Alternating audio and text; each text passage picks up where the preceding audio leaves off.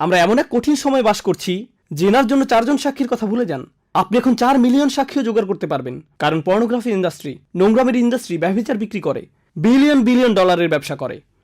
Internet মার্কেটিয়াররা বাঁশের লাঠি থেকে শুরু করে তোয়ালে পর্যন্ত যে কোনো কিছু বিক্রি করতে পারে। জানেন সবচেয়ে সফল ইন্টারনেট প্রোডাক্ট কি? পর্নোগ্রাফি ইন্ডাস্ট্রির প্রোডাক্ট। ইন্টারনেট মার্কেটিংয়ে তারাই লিডার।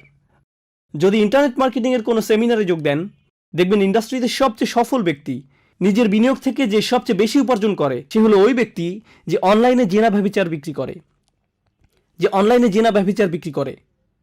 ওরাই একেবারে সবার আগে থাকে। তো ব্যাপারটা এখন সম্পূর্ণরূপে মানুষের চোখের সামনে। আর ব্যাপারটা যখন এতটাই জনসম্মুখে বর্তমান, কল্পনা করতে পারেন কি পরিমাণ ক্ষতি সাধন করে মানুষের মন মানসিকতায় যারা এগুলো দেখে। কি পরিমাণ ক্ষতি এটা ইতিমধ্যে করে ফেলেছে।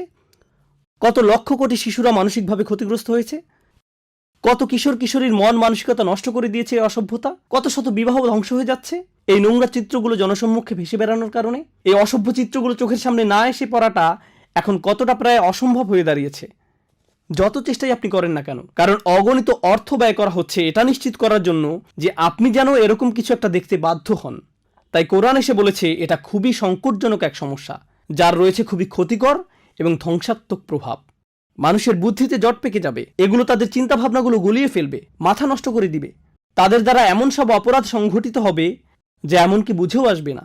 মার্কিন যুক্তরাষ্ট্রে কি পরিমাণ জঘন্য অপরাধ সংঘটিত হয় শিশুদের বিরুদ্ধে, কি পরিমাণ যৌন নির্যাতনমূলক অপরাধ সংঘটিত হয়, প্রতি মিনিট পর পর পুলিশের কাছে কি পরিমাণ রিপোর্ট আসে। এমন ধরনের অপরাধ ঘটতে থাকে যখন আপনি বারবার এসব জঘন্য চিত্রের মুখোমুখি হন। এরপর এটা সমাজের স্বাভাবিক চিত্র হয়ে দাঁড়ায়। তাই কোরআন এগিয়ে এসে বলে, না, কেউ যদি জনসম্মুখে এমন নির্লজ্জ অপরাধ করে বসে, তখন তোমাদেরকে অবশ্যই তাকে শাস্তি দিতে হবে। বিভিন্ন ধরনের পাপ রয়েছে, কিন্তু আপনি যদি এমন ধরনের পাপে নিমজ্জিত হন যা সমাজ নষ্ট করে ফেলে, তাহলে এই দুনিয়াতেই আপনাকে এর জন্য শাস্তি পেতে হবে।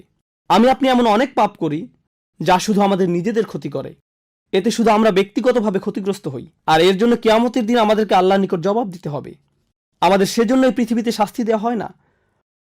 শরীয়ত আপনার জন্য কোনো শাস্তি নির্ধারণ করে না এই দুনিয়াতে, কারণ ক্ষতিটা শুধু আপনার নিজের বা পরিবারের মধ্যে সীমাবদ্ধ এমন কিছু। কিন্তু আপনি যখন এমন কোনো অপরাধ করেন যা অন্যদের যন্ত্রণা দেয়, অন্যদের ক্ষতি করে, সমাজ নষ্ট করে ফেলে, তখন ইসলামে এর জন্য সামাজিক শাস্তির বিধান রয়েছে।